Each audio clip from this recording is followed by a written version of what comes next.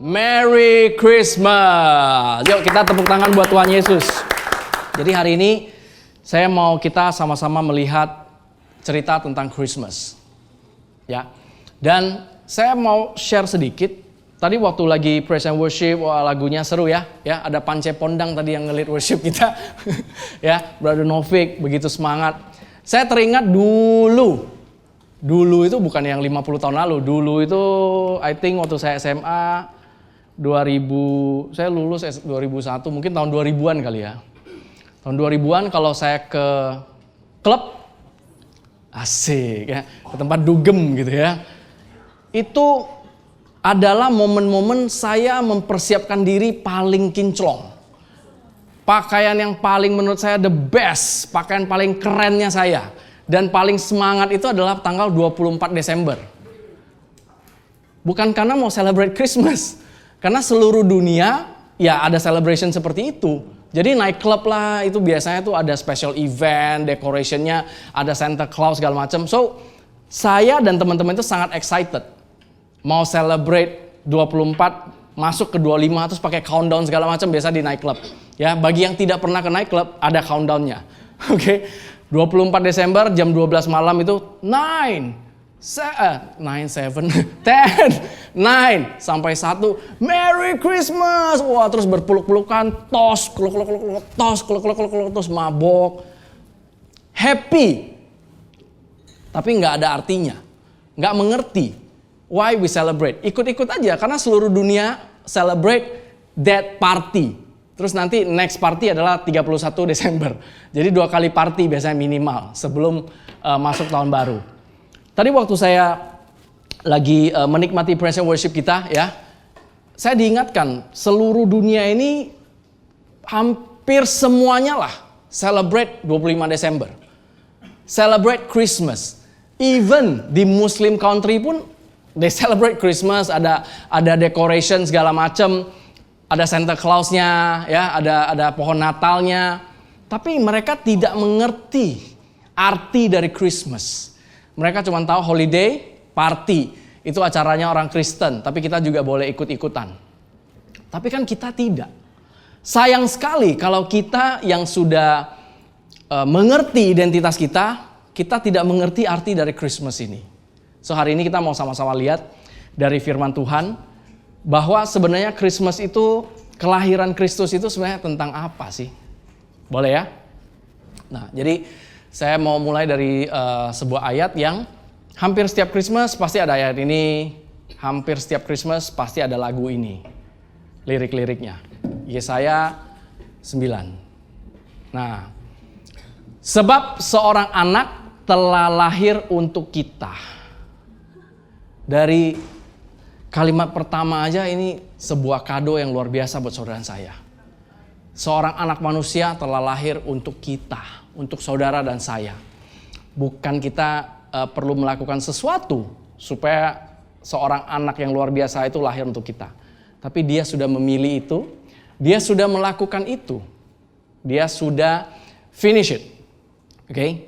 Seorang putra telah diberikan untuk kita. Putranya siapa? Putranya raja yang sangat kaya raya?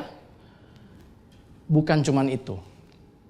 Putra mahkota, the darling of heaven, diberikan untuk kita.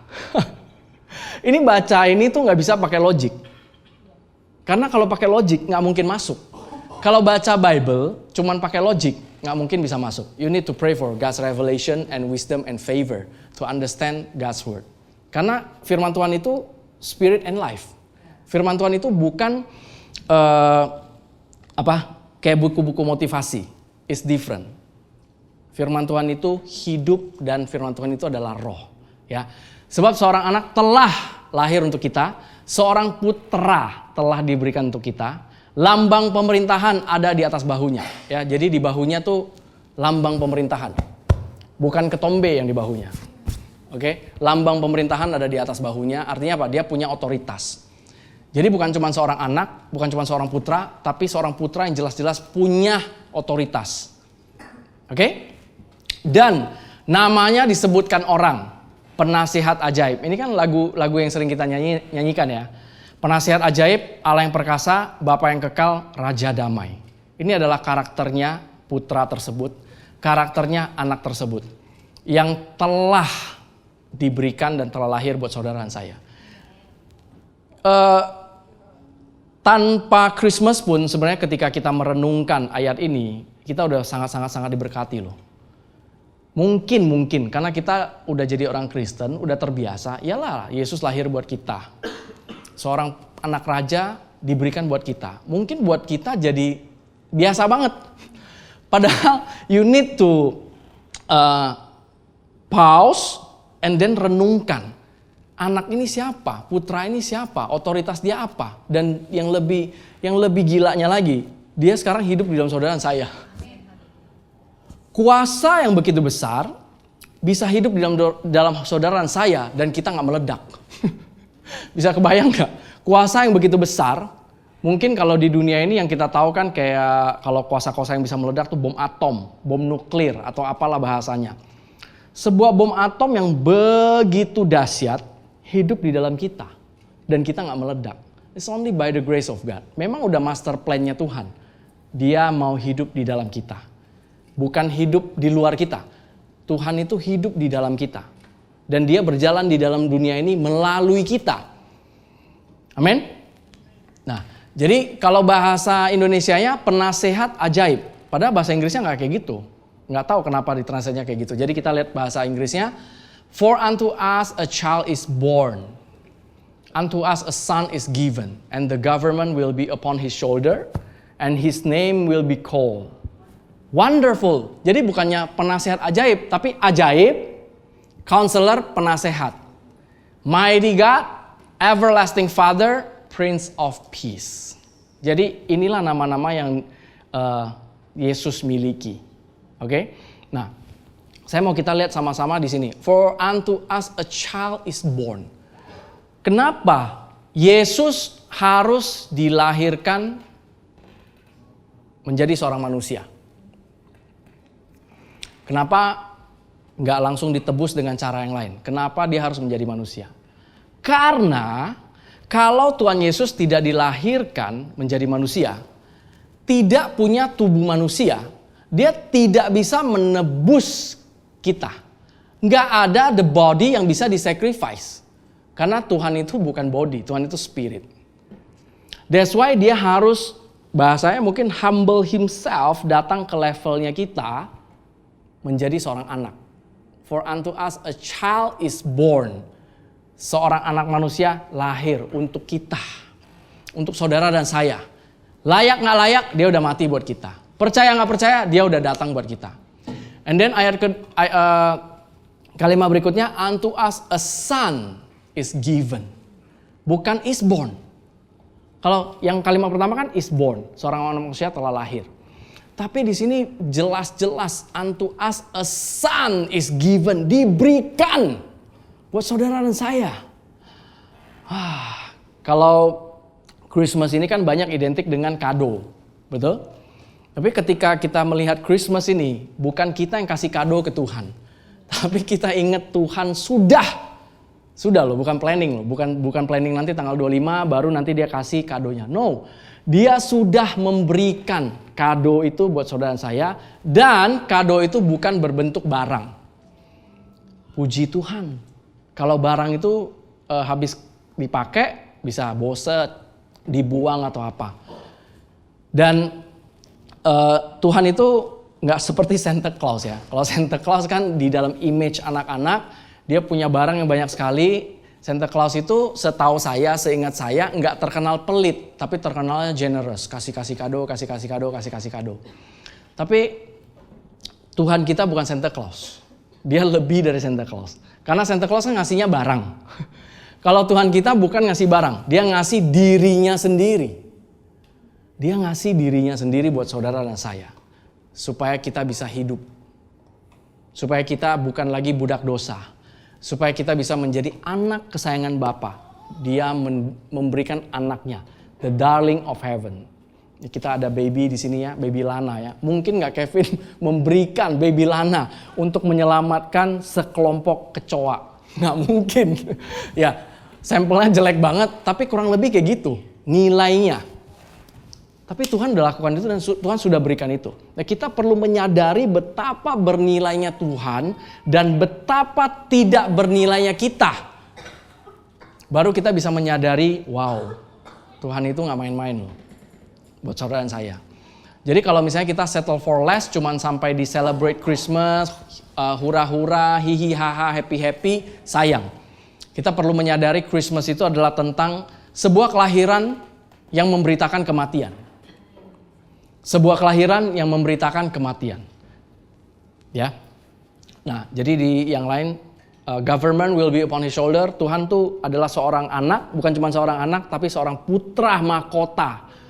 Darling of heaven, putra raja, anak tunggal, darling of heaven. Sudah diberikan buat saudara dan saya. Dan dia punya otoritas. Dan itu nama-namanya akan dipanggil wonderful, ajaib. Tuhan kita Tuhan yang ajaib. Ya. Kalau misalnya saudara membutuhkan keajaiban di dalam duniamu ini, di dalam kondisimu, run to God.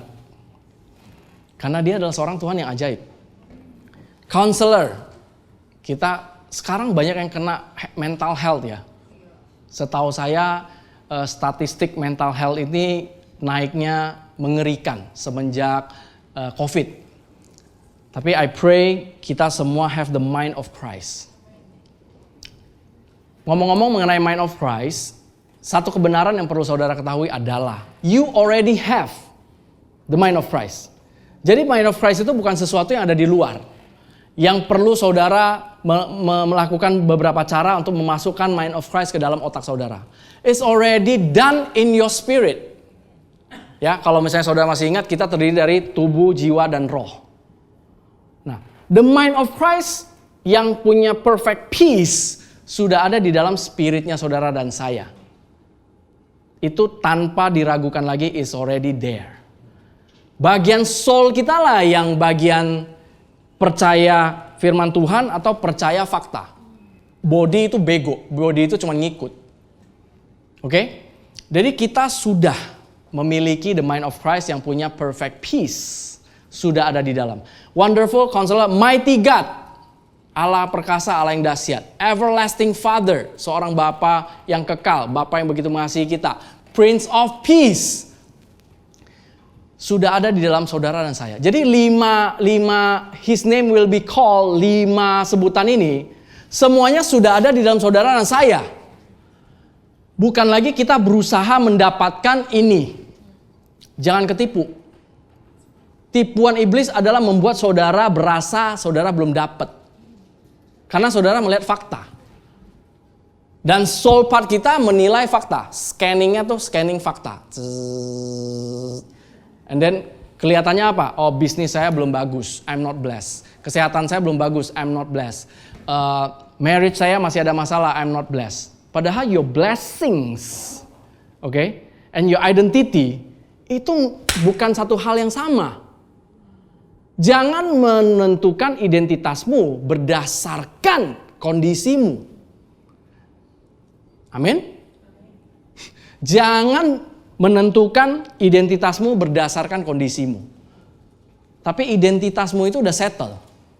You are blessed. Saudara sudah punya wonderful Counselor, Mighty God, Everlasting Father, Prince of Peace sudah ada di dalam saudara. That's your identity in Christ. Kondisi, circumstances, keadaan itu bisa berubah. Tapi jangan sampai keadaan yang menentukan saudara mengatakan I'm not blessed or I'm blessed. Bukan berdasarkan kondisi, berdasarkan identitasmu. Amin. Nah, kita lihat lagi, next. Nah, tadi kita lihat bahwa for unto us a son is given, diberikan. Dan saya diingatkan lagi bahwa kita perlu menyadari bahwa kita mendapatkan kado yang sangat luar biasa. Kita bukan cuma dikasih kesehatan, ya, kemakmuran, harmonis, hubungan yang baik, kerjaan yang baik. Bukan itu aja. Dan kalau hidup kita hanya mengejar beberapa hal yang tadi saya bilang, ketika itu achieve, baru saudara bilang I'm blessed, dan saudara sudah ketipu. Termasuk saya. Kalau saya Harus berdasarkan syarat-syarat ini achieve dulu, baru saya bisa declare I am blessed, dan kita sudah ketipu. Karena identitas kita tidak berdasarkan ini, saudara-saudara. Yohanes 3:16 kita sudah sering banget baca, dan mungkin anak-anak Fun Church kita sudah banyak yang hafal. Karena begitu besar kasih Allah akan dunia ini. Wow. Ini ayat yang saudara harus ajarin anak saudara, pasangan saudara, saudara sendiri. Karena talking about God's perfect love. Karena begitu besar, bukan cuman karena kasih Allah. Itu aja sebenarnya udah more than enough. Tapi sengaja Holy Spirit nulisnya itu karena begitu besar. For God so loved the world. Karena begitu besar kasih Allah akan dunia ini. Karena begitu besar kasih Allah akan Tony. Karena begitu besar kasih Allah akan Ciping Ling. Karena begitu besar kasih Allah akan Dion. Karena begitu besar kasih Allah akan Me.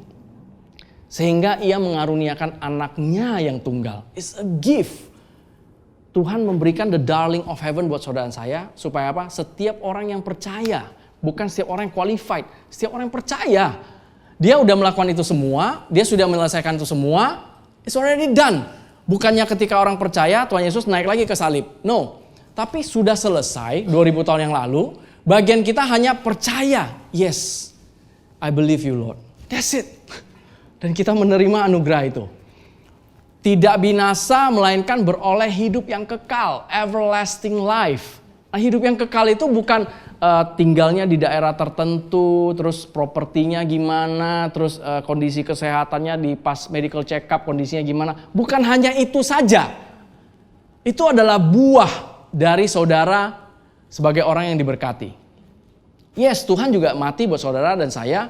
Dia menanggung semua kutuk sakit penyakit. Saya bukan bilang saudara hidup dalam dunia ini akan mengalami kutukan-kutukan itu. No, tapi kita tidak hidup di dunia ini mengejar suatu kondisi yang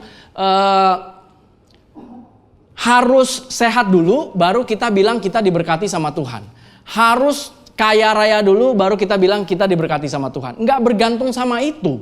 Tapi ketika kita percaya bahwa kita adalah orang yang sudah diberkati dan kita percaya bahwa identitas kita tidak bergantung sama hal-hal itu, maka itu otomatis. Amin. Nah, jadi karena begitu besar, reasonnya Tuhan itu only because of His love. Maka nggak bisa dicerna dengan otak, nggak bisa dicerna dengan logik. Sekarang baby Lana nggak bisa ngapa-ngapain buat Kevin sama Mikal. Cannot even call mama pun belum bisa. Tapi kalau harus, Kevin harus mati buat Lana misalnya. I believe dia akan milih, yes, I will die for Lana. Bener gak Vin? Oh enggak ya? Tapi kira-kira you guys nangkep gak? Ini adalah seorang bapak dunia yang biasa-biasa aja loh. Ya dia nggak dapat the best daddy in the whole world. Enggak, biasa aja, seorang daddy yang biasa aja. Kalau harus mati buat anaknya, padahal anaknya belum bisa even panggil papa, belum bisa panggil daddy atau belum bisa cuci piring, belum bisa apa-apa, semuanya fine. Secara voluntarily pasti will choose I want to die for my child. Apalagi Bapa di surga. Oke? Nah, ayat 17, sebab Allah mengutus anaknya. Pertama-tama mengaruniakan anaknya. Yang kedua, mengutus anaknya. Jadi sebab give and give dari God. Berarti bagian kita hanya receive and believe. Amin. Sebab Allah mengutus anaknya ke dalam dunia bukan untuk menghakimi dunia, melainkan untuk menyelamatkannya oleh Dia. Jadi master plan-nya memang to save this world. Master plan-nya adalah untuk menyelamatkan dunia, menyelamatkan saudara dan saya. Amin. Jadi kita perlu merenungkan lagi. For God so loved us. Sangat-sangat mengasihi saudara dan saya. Dan for God so loved our enemies. I mean, kalau misalnya di dalam kehidupan sehari-hari kita ada orang yang menurut kita nggak cocok, kita ada cekcok segala macam, Tuhan juga sayang mereka loh. Kalau saudara punya mungkin di tempat kerja bosnya kurang Pokoknya saudara sama bos hubungannya nggak bagus, atau dengan bawahan hubungan nggak bagus, atau punya saudara yang dengan saudara hubungannya nggak bagus. God loves them too. Tuhan tidak nyambar mereka dengan petir. No, Tuhan juga mati buat mereka. Tuhan juga bangkit buat mereka. Ya, jadi benar-benar kasihnya Tuhan itu nggak bisa kita cerna dengan otak kita. Jadi Christmas ini is about Tuhan datang memberikan kita kado yang terbaik. The best of the best sudah Tuhan berikan buat saudara dan saya. Bagian kita bukan melakukan sesuatu untuk mendapatkan, bagian kita adalah percaya dan terima. Karena dia udah give. Bagian kita adalah believe and receive. Justru itu adalah memberikan penghormatan tertinggi buat Tuhan. Ketika kita percaya dan kita terima. Amin. Kita lihat lagi, next. Nah, kenapa Tuhan harus lahir sebagai manusia? Tadi saya udah bilang. Karena dia master plan-nya adalah menyelamatkan saudara dan saya. Dia gak mau terpisah dengan saudara dan saya. Ketika itu terjadi, dia lakukannya Tuhan Yesus yang akan mati buat saudara dan snatch you back. Tuhan snatch you back so nobody can snatch you. Amin. Jadi dia perlu ada body, dia perlu ada tubuh untuk apa? Korban.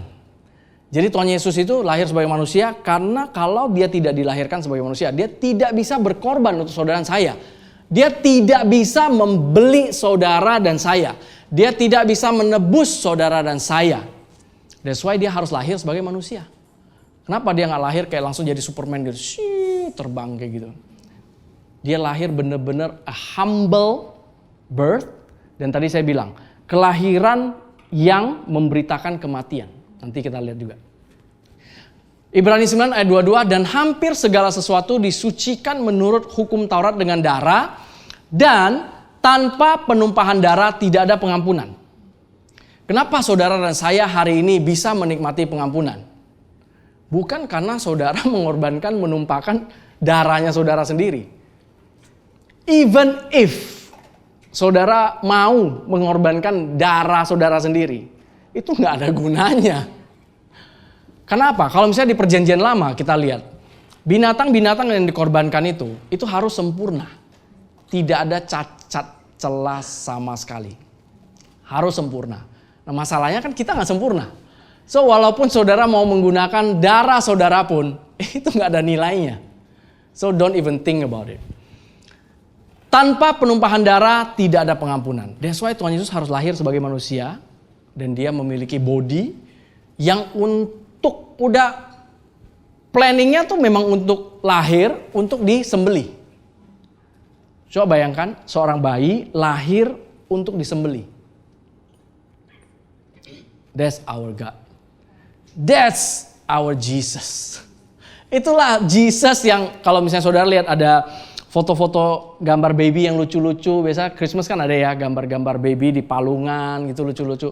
Bayangkan baby yang begitu lucu, itu takdirnya adalah untuk disembelih.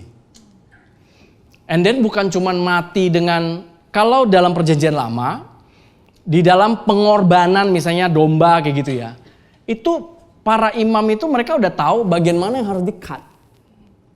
Sehingga matinya itu tidak menderita. Tapi coba kita compare sama Tuhan Yesus. Apakah Tuhan Yesus juga di-cut di satu tempat biar matinya tidak menderita? No. Dia died a brutal death for you and for me. Dia died a brutal death for you and for me. Dan dengan penuh kerelaan.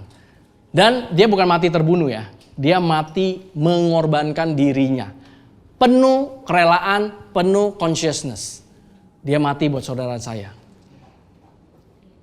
That's how good he is. That's our God. That's our Jesus. Segitunya ya, dia sayang sama kita ya. Sampai mati buat kita. Kalau kita tidak percaya, dia tetap sudah mati buat kita. So better kita percaya. Dan Bible itu bukan sebuah buku motivasi. Bible itu yang kayak tadi saya bilang adalah firman Tuhan, dan Bible itu adalah roh dan hidup. Saudara bisa baca tidak mengerti, tapi in your spirit something happen. So I want to encourage you, start Bible reading. Karena menurut saya nggak cukup kalau saudara cuman baca daily devotional dari subscription. That's kurang lah. Buat kita yang hidup di dunia yang sekarang kita dibombardir dengan berbagai macam bad news. Betul? Covid naik lagi, harus pakai masker, terus sakit pneumonia, macem-macem. Kita nggak nyari pun dia datang. Ya kan? Waktu kita scrolling kan muncul semua itu. Dan memang social media itu memang diciptakan untuk grab your attention. Saya udah beberapa kali buka sosial media, mau search something yang menurut saya useful. Mau search something. Instagram. Klik search, ngelihat sesuatu, buka dulu. Scroll dulu. Buka lagi. Scroll lagi. Tau-taunya 15 menit habis. Terus saya lupa, tadi saya mau nyari apa ya? Oh iya, tadi saya mau nyari ini. Tapi 15 menit yang saya scrolling, baca ini, baca itu nggak ada benefitnya for my soul. Nggak ada benefitnya sama sekali. Saudara mungkin akan berasa, gila Pastor Fred sekarang legalistik banget. Terserah. Karena itu for your own benefit. Mau dibilang legalistik atau apa, terserah. Tapi I want to encourage you, start Bible reading every day. Bisa 2 menit, nanti cicil lagi 2 menit, baca lagi, mau 1 chapter, mau 1 ayat, tapi baca. And then, walaupun saudara berasa, saya nggak ngerti habis baca Kidung Agung, saya nggak ngerti. Ya udah, mulai dari Roma aja, nggak usah dari Kidung Agung. Dari Roma, baca. Kan Pastor Paul juga pernah ingatin kita, kalau misalnya nggak ada waktu buat begini, you can use audio Bible. Audio Bible tinggal di play, di mobil bisa, lagi masak bisa, lagi sambil kerja bisa. Cuman kalau lagi sambil meeting agak susah ya. Kalau sambil meeting janganlah. Tapi purposely, intentionally bombardir dengan God's word. Saudara mengerti nggak mengerti, itu ada benefitnya untuk saudara dan saya. Secara statistik juga ada, cuman saya nggak provide, cuman nanti saudara lihat sendiri. Secara statistik Bible reading itu ada benefit yang luar biasa. Misalnya tingkat stres jadi lower berapa percentage segala macam, itu semuanya ada. Kenapa? Bible itu adalah spirit and life. Amin. So I want to encourage you, start. Dan kalau biar lebih teratur, saudara bisa subscribe di application Bible, itu tinggal pilih. Mau baca yang chronological atau mau 1 year Bible, itu tinggal pilih. Jadi kita setiap hari ada tuntunan untuk go to God's word. Kan kadang kita bingung. And then jadi alasan, saya nggak tahu mau mulai dari mana. Alasan, so many alasan. Ya jadi start. Karena itu sangat beneficial for you and for me. Kita sama-sama start, ya. Nanti saudara akan mengalami your soul part itu lebih stable, and then kalau misalnya saudara masih ingat, God's word itu seperti cermin. Seperti mirror. Jadi kalau ketika rambut kita berantakan, kita datangnya ke cermin. Kondisi kita lagi berantakan, kita datangnya ke cermin. Nah, firman Tuhan itu seperti itu. Kalau hidup kita lagi berantakan, kita lagi banyak masalah, go to God's word. Ini yang ingetin kita who we are in Christ. Masalah-masalah itu yes ada, kita nggak deny bahwa hidup ini nggak ada masalah. Justru John 16 ayat 33 katakan, in this world you will have tribulation.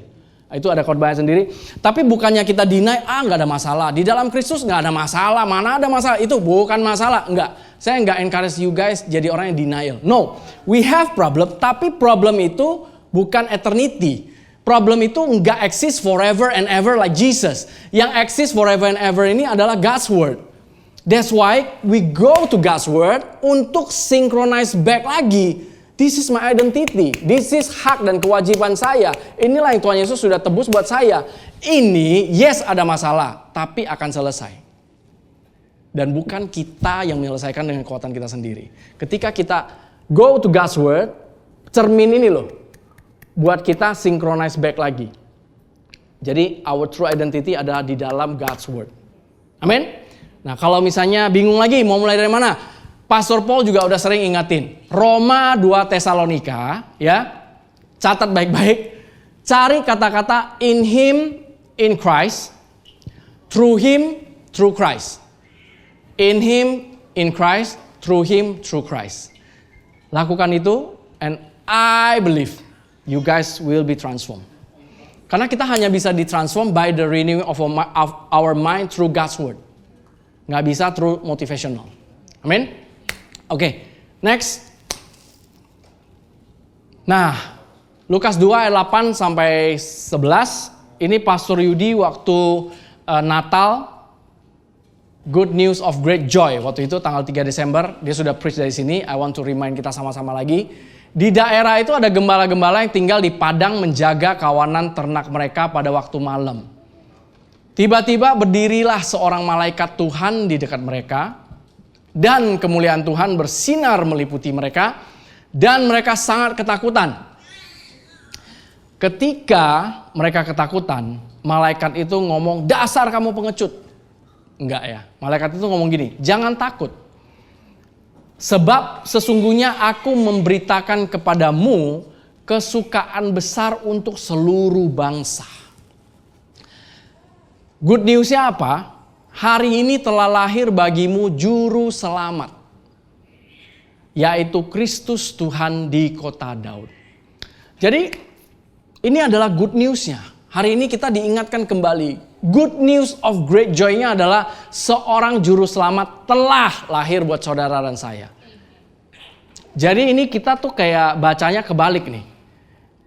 Yang John 3:16 itu kan istilahnya Tuhan Yesusnya udah gede nih. Nah ini kita lihat waktu dia kecil, waktu dia baby.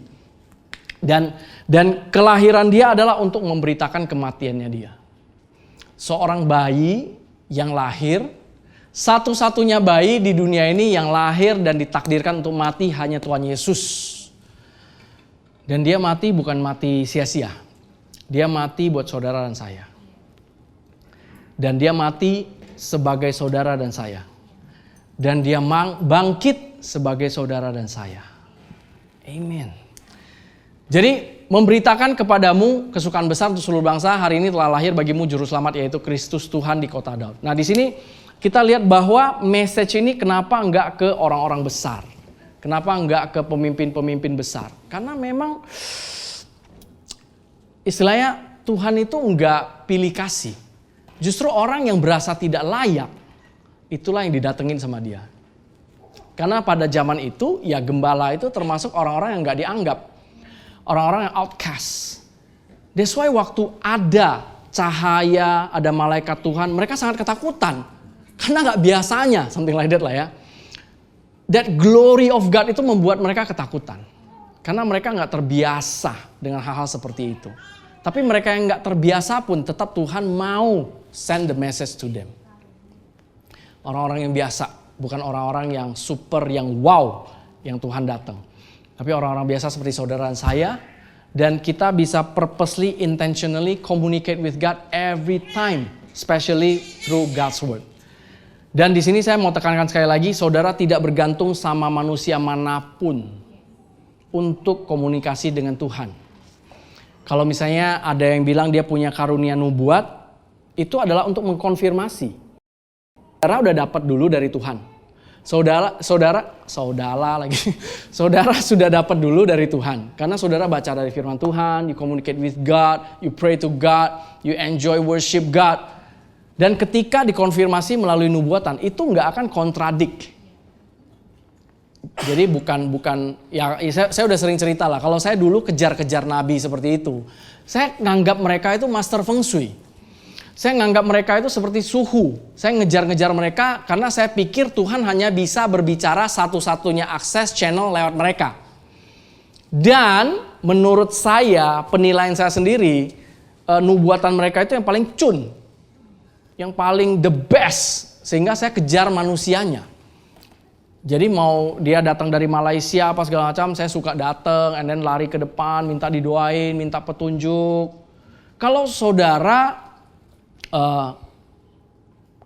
Kenapa saya bisa seperti itu? Karena saya nggak mengerti firman Tuhan. Saya nggak baca Alkitab, saya baca buku-buku Kristen. Ketika saya terima Tuhan, saya tertarik sama buku-buku Kristen. Tentang usir setan, tentang pokoknya usir setan, terus kerajaan setan, terus mantan pengantin setan, mantan pangeran setan. Pokoknya buku-buku itu menarik banget buat saya. Jadi saya belajar mengenai Tuhan dari situ. Which is itu pengalaman orang semua. Yang membuat saya error. Saya nggak mengerti identitas itu, nggak ngerti. Saya cuma tahu begini, lu kalau jadi orang Kristen nggak boleh begini, nggak boleh begitu. Kalau lu begini lu buka celah, kalau begini lu apa segala macam, cara tutupnya lu bakar ini, bakar itu. Dulu saya seperti itu. Karena saya nggak tahu di firman Tuhan ngomongin mengenai identitas. Dan celakanya lagi, saya tidak di-encourage untuk go to God's word. Maksudnya, ya terserah lah ya mau dibilang saya menyala-nyalakan orang, tapi nggak ada... atau ada, cuman saya bandel ya waktu itu ya, lupa juga. Pokoknya intinya saya nggak mengerti firman Tuhan, saya nggak baca firman Tuhan, saya nggak tertarik sama firman Tuhan, saya lebih tertarik sama orang yang memberitakan firman Tuhan, which is itu stupid banget. So I want to encourage kita semua, jangan jatuh ke lubang itu. Nggak ada satu manusia pun yang bisa menjadi penghalang komunikasi antara saudara dan Tuhan. Saudara sudah memiliki akses 1000%. Ya.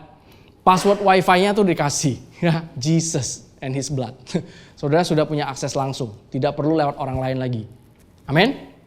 Nah, jadi berita kesukaan, the good news of great joy ini adalah tentang seorang bayi telah lahir, juru selamat, yaitu Kristus. Kalau juru masak, kerjanya apa? Hah? Masak. Juru parkir? Markir ya. Kalau juru selamat? Ya nyelamatin kita. Jadi Tuhan Yesus itu adalah juru selamat. Dia datang ke dunia ini untuk menyelamatkan saudara saya. Dia gak mau terpisah sama kita. Dan satu-satunya cara benar-benar harus terjadi divine exchange itu. Dia harus menebus dengan tubuh dia harus mati buat saudara saya. Ketika dia bangkit, dia juga bangkit sebagai saudara saya dan dia declare kita righteous. Ketika itulah, ketika kita percaya bahwa kita sudah dibuat righteous, saat itulah kita di-reconnect kembali. Dan tidak bisa dipisahkan lagi. Nggak bisa ketika kita, iman kita lagi lemah, kita terpisah. Iman kita lagi kuat, kita reconnect lagi. Iman kita lagi lemah, turun lagi. Nanti pas kita lagi dengerin sermon, naik lagi. Pas kita lagi pergi-pergi, nggak baca firman Tuhan, turun lagi. Koneksi kita sama Tuhan itu nggak naik turun. Selalu connected. Selalu connected. Amin. Nah, jadi berita ini diberitakan kepada orang yang pada zaman itu orang yang nggak layak. Jadi nggak ada seorang pun yang bisa berasa dia lebih layak untuk menerima gospel ini. Nggak ada. Siapapun nggak ada.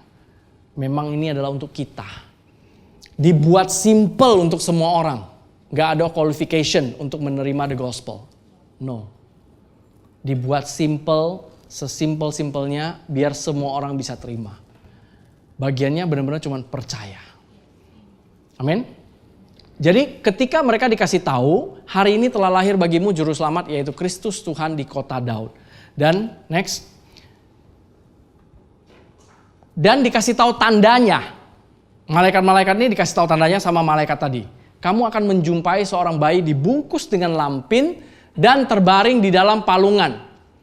Dan tiba-tiba tampaklah bersama-sama dengan malaikat itu sejumlah besar bala tentara surga yang memuji Allah. Katanya, kemuliaan bagi Allah di tempat yang maha tinggi dan damai sejahtera di bumi di antara manusia yang berkenan kepadanya. Sekarang kan banyak ini ya, AI gitu ya. Kalau misalnya saudara punya account AI, coba masukin ayat ini.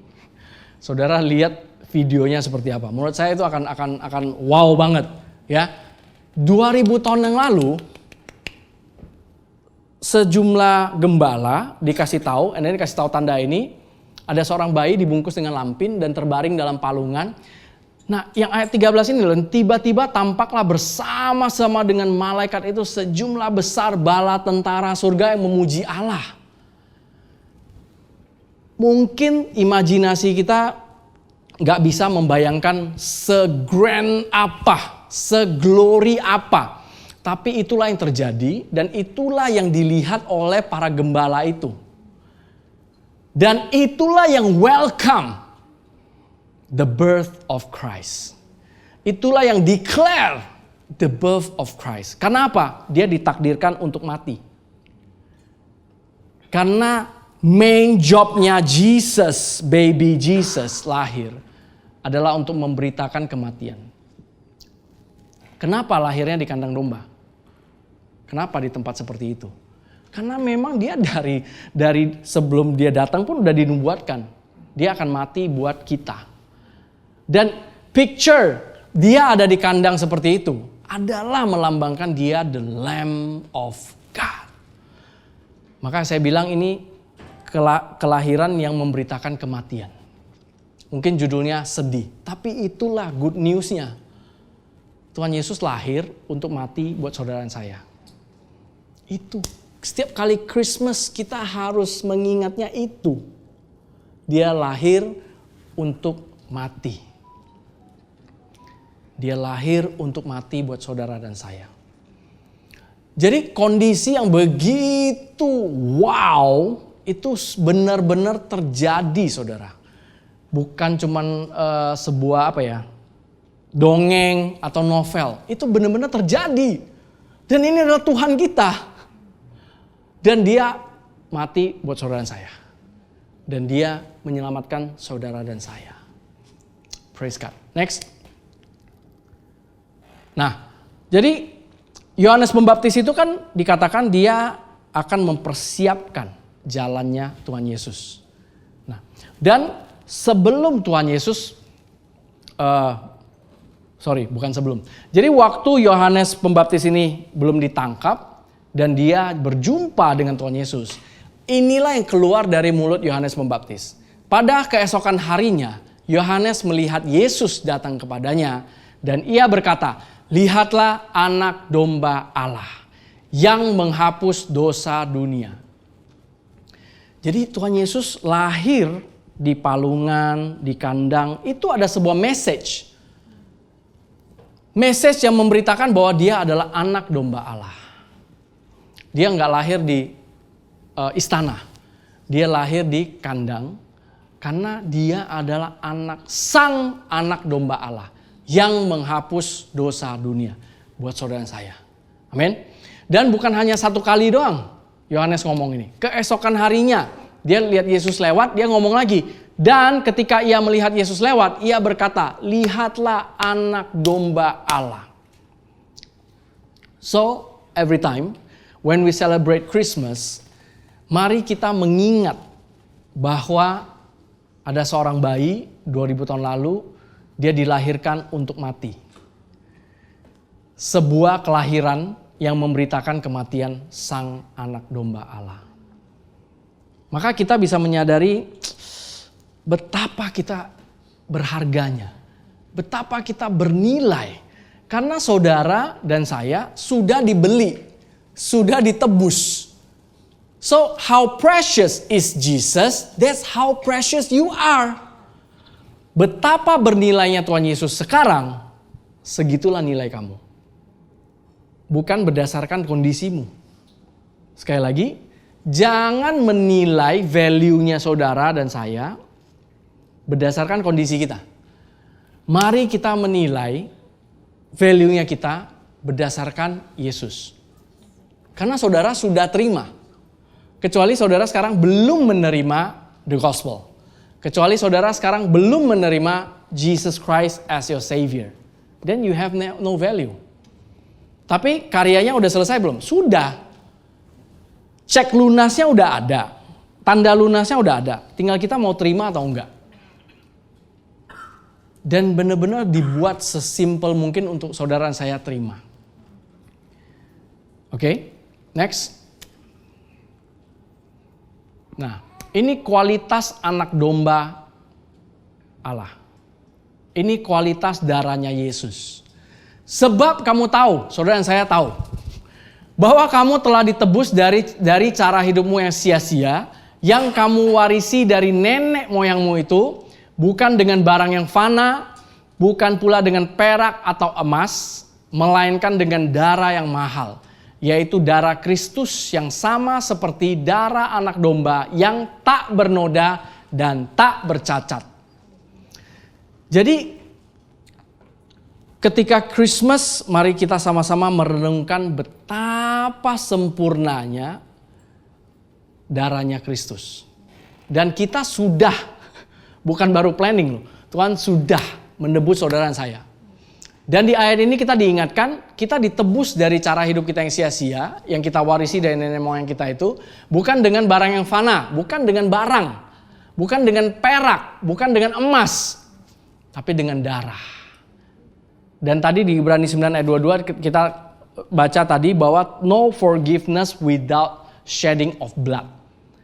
Jadi Tuhan sudah menumpahkan darahnya sendiri buat saudara dan saya. Dan value-nya itu kalau ada harga nih, misalnya darah si A 1 juta, darah si B 1 miliar, darah si C 10 miliar. Nah, darah Yesus itu berapa sih harganya? Gak ada harganya. Priceless, unlimited. Kenapa? Dia the darling of heaven. Sekali lagi logik kita nggak bisa terima. Tapi puji Tuhan, the truth itu lebih daripada logik kita. That's why kita perlu baca firman Tuhan itu pakai hati, bukan pakai logik. Jadi kualitas darah anak domba, yaitu darah Yesus, itu tak bernoda dan tak bercacat. Makanya tadi saya bilang kan, kalau misalnya saudara berasa darah kalian layak untuk menebus kehidupan kalian, itu nggak bisa. Kalian penuh kerelaan pun nggak qualified. Kata bernoda dan bercacat. Hanya darah Yesus yang tak bernoda dan tak bercacat, yang sudah menebus saudara dan saya. Dan ia telah dipilih sebelum dunia dijadikan. Tetapi karena kamu, ia baru menyatakan dirinya pada zaman akhir. So ini berbicara mengenai the master plan of God. Jadi the cross itu bukan plan B. Bukan karena waduh Adam dan Hawa jatuh ya. Jadi harus ada plan B nih. Yesus disiapkan. No. Karena Tuhan itu hidup dari since the beginning until the end, dia di luar ruang dan waktu. Dia sudah ada di 2050, dia ada juga di 00, dia ada juga di tahun 3000 maybe. Dia di luar ruang dan waktu. That's why Tuhan Yesus telah dipilih sebelum dunia dijadikan. Memang master plan-nya adalah yang the best seperti ini. Mati, bangkit, naik ke surga, and then duduk di sebelah kanan Allah Bapa, and then we will reign with Him. Saudara dan saya ditakdirkan untuk menang. Bukan karena kita hebat, bukan karena kita jago, bukan karena kita wah gimana-gimana. Benar-benar is only by the grace of God. Kita ditakdirkan reign in this life. So ketika kita menghadapi challenge, kita tahu, yang akan mengalahkan challenge ini bukan saya loh. Ketika kita menghadapi masalah apapun, yang akan menghadapi masalah ini, I'm not alone. Karena Tuhan bukan seorang Tuhan yang hidup di luar kita. Ketika kita ada masalah, dia berjalan kayak di luar kita. No, dia ada di dalam kita. Sudah ada di dalam kita. He wants to live through this life melalui saudara dan saya. Jadi kalau kita bilang kita sudah satu di dalam Kristus, itu benar-benar Kristusnya sudah ada di dalam kita dan kita ada di dalam Kristus. Bukan lagi seperti seorang Tuhan yang di luar, yang ketika kita, kita bisa membayangkan, kan ada juga yang membayangkan ketika lagi nyetir, kayak ngobrol sama Tuhan yang duduk di samping. Yes, you can imagine that. Tapi more than that, Tuhan sudah tinggal di dalam saudara dan saya. Dia bukan Tuhan yang di luar, kayak psikolog. Ke psikolog kita datang, saya sih nggak pernah datang ya. Kalau di film-film sih kayak gitu. Mereka datang, masuk, and then ada timernya ya. Timernya, Oke, saya 1 jam berapa kan. Nah, terus ngobrol tuh. Ngobrol-ngobrol, and then dikasih suggestion begini. No, Tuhan more than that. Tuhan sudah ada di dalam saudara saya. Sudah ada di dalam saudara saya. So, dalam hidup ini, saudara ditakdirkan untuk menang bukan karena saudara hebat. Saudara tidak ditakdirkan untuk menjadi loser. Saudara ditakdirkan untuk reign in this life. Dan yang hanya bisa membuat saudara reign in this life adalah Jesus inside you. And Jesus inside me. Bukan karena kita hebat. Amin. Next. I will close with this. Sebab jika oleh dosa satu orang, maut telah berkuasa oleh satu orang itu, maka lebih benar lagi mereka yang telah menerima kelimpahan kasih karunia dan anugerah kebenaran akan hidup dan berkuasa oleh karena satu orang itu, yaitu Yesus Kristus. Jadi oleh dosa satu orang itu dosa siapa, saudara-saudara? Dosa Adam. Jadi ketika Adam berdosa, semua keturunannya lahir dengan dosa. Jadi saudara menjadi orang berdosa ketika lahir itu udah orang berdosa. Karena apa? Dosa Adam. Betul? Apakah saudara sebagai seorang bayi yang lahir melakukan dosa dulu baru jadi orang berdosa? No. Saudara gak melakukan apapun sudah lahir sebagai orang dosa. Sinner. Betul? Bukan karena saudara melakukan apapun. Nah, begitu juga saudara menjadi righteous. Apakah karena saudara melakukan sesuatu? Only one thing, believe and receive. Itu yang membuat kita reign in life. Dan bayi yang kita lihat di foto-foto, di video-video, bayi Jesus yang kita lihat, dia itu memang sudah ditakdirkan untuk datang dan mati buat saudara dan saya. That baby yang tumbuh, besar, dewasa, mati, bangkit, naik ke surga. Itu sudah hidup di dalam saudara dan saya. Amin. Jadi kunci untuk hidup berkemenangan. Kan kita mau menang, reign in life. Believe in Jesus Christ. Dan di sini kita lihat yang telah menerima kelimpahan kasih karunia dan anugerah kebenaran. Sebenarnya bahasa Inggrisnya itu saya nggak cantumin, tapi kelimpahan kasih karunia dan kelimpahan anugerah kebenaran. Jadi bukannya kasih karunia lebih banyak, anugerah kebenarannya lebih dikit. No, dua-duanya berlimpah. Abundant grace and abundant gift of righteousness. Ketika kita menyadari itu yang membuat kita reign in life. Ketika kita menyadari, wah ini luar biasa nih. Much more those who receive abundance of grace and of the gift of righteousness. Artinya apa? Abundance-nya itu buat grace and then gift of righteousness. Anugerah kebenaran. Itu yang membuat kita reign in life.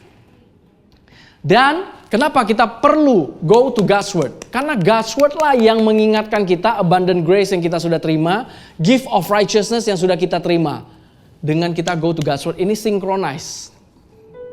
Ketika kita tidak datang ke firman Tuhan, kita hanya fokus di masalah, itu akan semakin bertolak belakang. Kita semakin akan percaya sama masalah, percaya sama kondisi kita daripada sama firman Tuhan dan kebenarannya. Dan that's a lie. Ketika kita percaya kondisi, keadaan daripada firman Tuhan, itu adalah tipuan.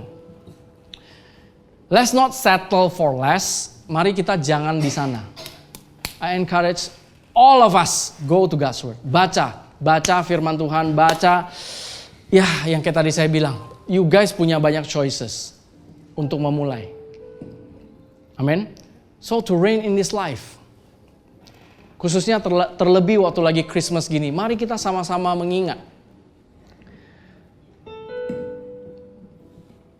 Kelahiran Tuhan Yesus adalah untuk memberitakan kematian yang akan membawa kemenangan buat saudara saya. Dan dia penuh kerelaan mati buat saudara saya. Dan itu adalah the best gift yang sudah dia berikan buat saudara saya. And Dalam kesempatan ini juga, mungkin yang akan nonton di recording, apabila saudara belum pernah menerima Tuhan Yesus sebagai juru selamatmu, I want to pray with you. Mungkin saudara bingung. Dan menjadi believer atau orang Kristen itu bukan sebuah jaminan bahwa saudara tidak akan mengalami masalah apapun. No. Tapi menjadi seorang Kristen itu berbicara mengenai saudara tidak menjalani hidup ini sendiri lagi. Your God, your Father God wants to live inside you. Mau hidup bersama dengan saudara. Karena saudara milik Dia. Let's pray. Terima kasih Bapa yang baik. Pada hari ini aku menerima Tuhan Yesus sebagai juru selamatku. Terima kasih Tuhan untuk pengorbanan-Mu. Aku bukan budak dosa lagi. Aku bukan budak ketakutan lagi. Aku adalah anak kesayangan Bapa di dalam Kristus Yesus. Mulai hari ini ajari aku. Holy Spirit lead me, teach me, guide me untuk mengerti identitasku di dalam Kristus. In Jesus name, amen. Buat saudara yang baru berdoa menerima Tuhan Yesus, welcome to the family of Christ. Find a church that always point you to Jesus. Amen. God bless you. Oke, kita akan sama-sama menerima perjamuan kudus.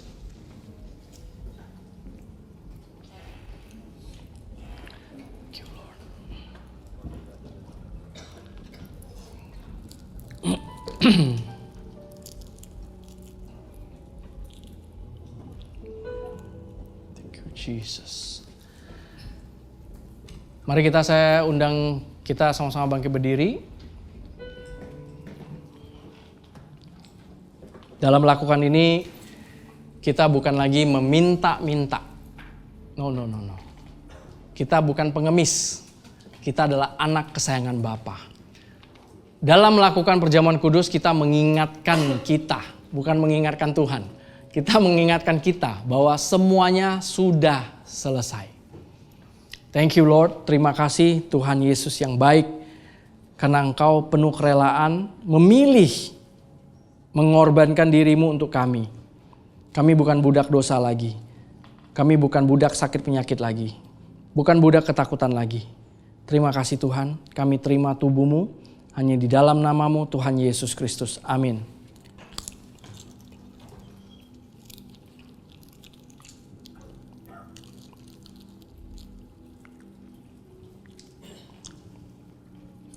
Thank you Jesus. Terima kasih Tuhan untuk tubuh-Mu. Tuhan, kami juga mengangkat cawan darah ini ya Tuhan. Darah Engkau sendiri yang tercurah buat kami.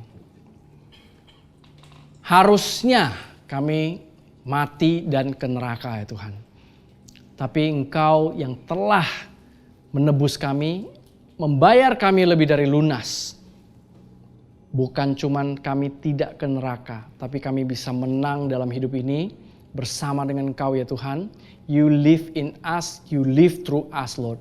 In Jesus mighty name kami terima darah-Mu ini. Amin.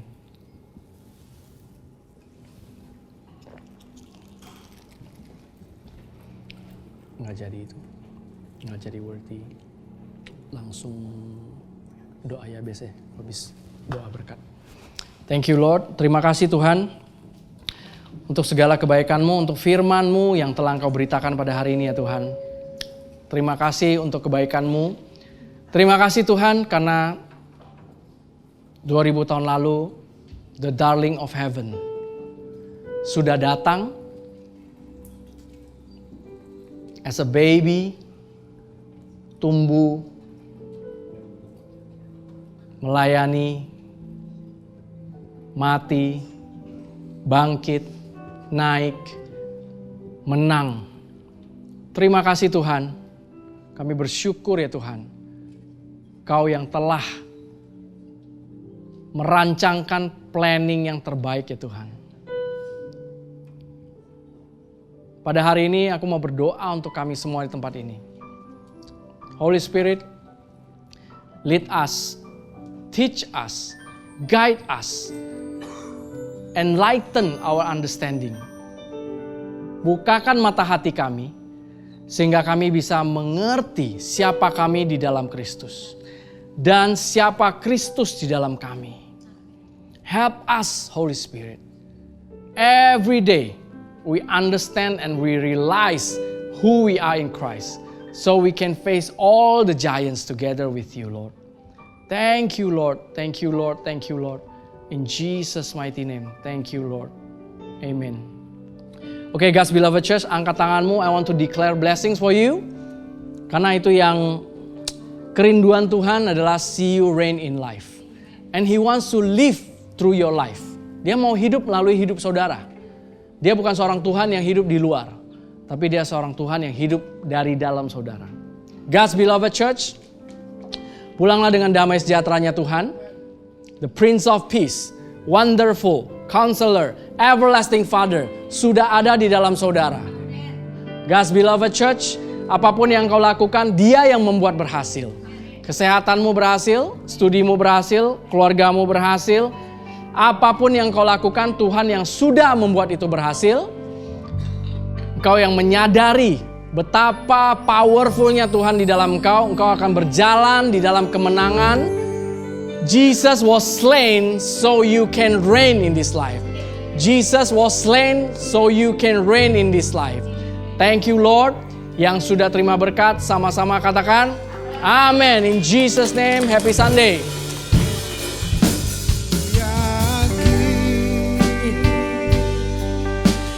Memberkati aku berlimpah-limpah dan memperluas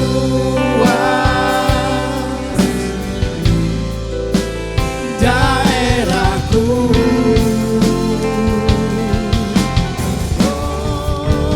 Dan ku yakin tanganmu menyertai aku dan melindungi aku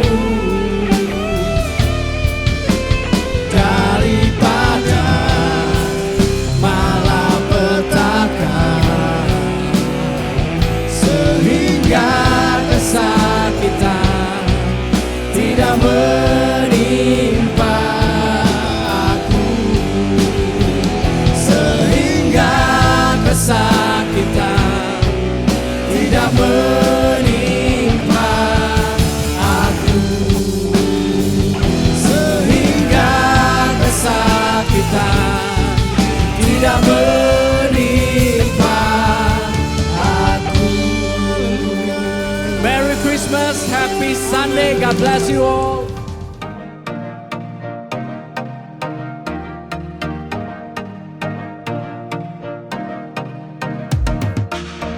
Terima kasih untuk saudara sekalian yang telah mengikuti ibadah GBC Jakarta bersama kami.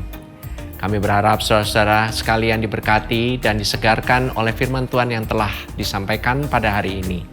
Pastikan saudara mensubscribe channel YouTube kami dan ikuti terus update dan informasi GBC Jakarta di akun resmi media sosial kami di bawah ini. Shalom, Tuhan berkati.